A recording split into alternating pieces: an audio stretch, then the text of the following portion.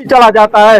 बाढ़ आया है, आपको यहाँ आना चाहिए। मैं निवेदन करता हूँ, आपने जो हमारे लोगों के साथ धोखा किया है, कल से आइए और बाढ़ प्रभावित हर गांव का दौरा करिए, तब आपका यहाँ पे स्वागत होगा। नहीं तो हमारी जनता आपका विरोध करने के लिए तैयार है, हर कीमत पर विरोध किया जाएगा। हमारे यहाँ जो बाढ़ से बचाने के लिए रिंग बांध बनाया जाता है, मोहन सेतु बनाया गया था, आज तक पूरा नहीं हुआ। एक पार्टी कहती है दूसरी पार्टी दोषी है, दूसरी पार्टी कहती है पहली पार्टी दोषी है। दोनों पार्टी मिलकर बार बार हमारे खजाने को लूटते हैं। हमारे खजाने की रखवाली ऐसे तरीके से की जाती है जैसे चमड़े की रखवाली कुत्ते से कराई जाती है, और ये कुत्ते हमारा मांस और हार तोड़ तोड़ कर खाते जा रहे हैं, हमारे खजाने को लूटते जा रहे हैं। रिंग बांध अब तक बन गया होता तो ये बाढ़ नहीं आया होता। इसको बनाने वाला नेता चाहिए।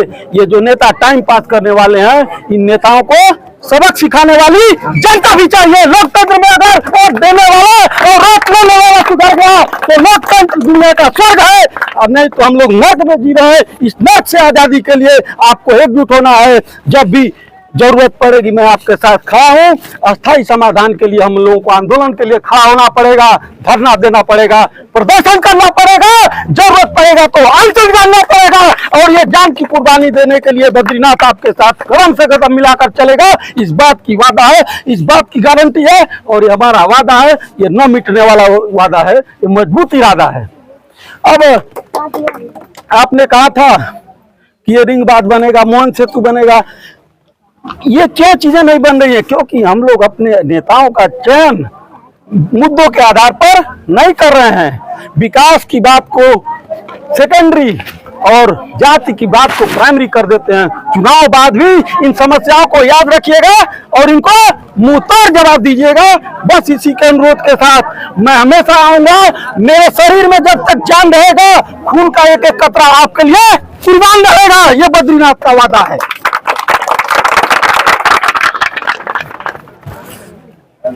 बस ये भाषण देने की जगह नहीं है, मुद्दों पर बात करना था।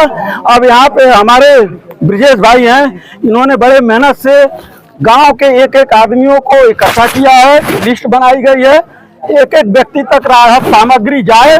इस राहत सामग्री के लिए ये आएंगे, नाम बोलेंगे, एक एक लोगों को वितरित किया जाएगा, और जिनको नहीं मिल पाएगा वो अपना नाम नोट करा देंगे। घोसी नव निर्माण मंच के कार्यकर्ता आएंगे, हर घर तक इस राहत पैकेज को पहुंचाएंगे। किस तरह का आप देखिए, हमारे घोसी लोकसभा के लोग परेशान हैं, और यहाँ पर बाढ़ ने घोर तबाही मचाई है। हमारे मवेशियों के चारे बर्बाद हो गए हैं, किसानों की फसलें बर्बाद हो गई हैं, और घोसी लोकसभा की नस्लें बर्बाद हो गई हैं। इसको बचाने के लिए लामबंदी भी की जा रही है और इनको राहत भी पहुंचाया जा रहा है। लगभग कितने घरों का क्या सोच के बांट रहे हैं, क्या कैसे प्रेरणा मिली है? देखिए, प्रेरणा सेल्फ मोटिवेटेड है। हम लोगों के मन में हमेशा से रहा है कि हमारे लोगों की आवाज बुलंद हो, और ये हमारी टीम है जिसमें सभी जाति सभी धर्म के लोग बैठे हुए हैं, और लोगों को कैसे मदद किया जाए इसकी प्रेरणा है। इस प्रेरणा के साथ हम लोग हर घर तक के राशन पहुंचा रहे हैं।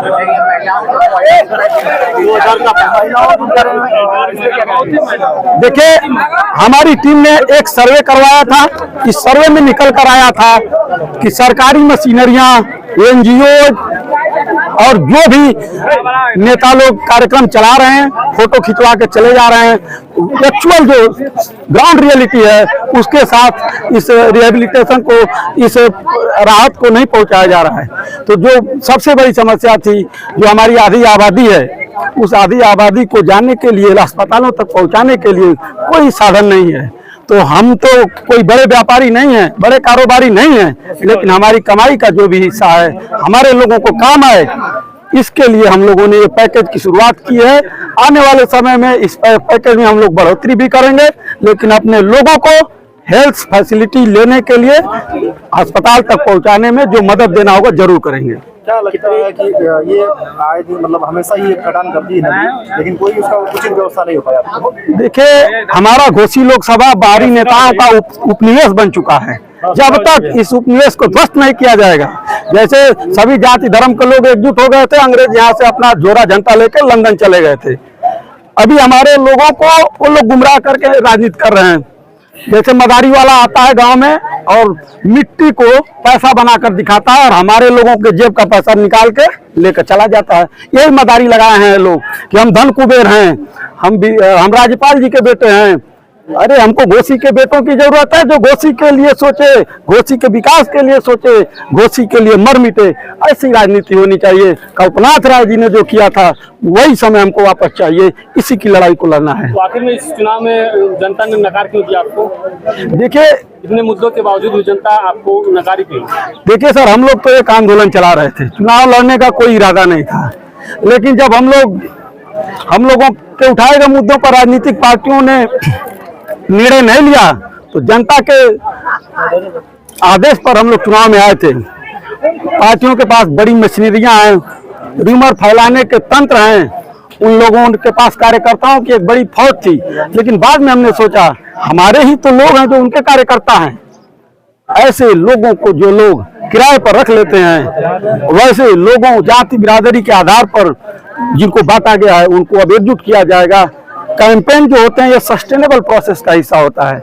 अब अपने लोगों को जगाया जाएगा और बाहरी लोगों को भगाया जाएगा। माना जाए कि बद्रीनाथ हार के बाद जो आगे आने वाले विधानसभा चुनाव में किसी पार्टी का शरण ले सकते हैं?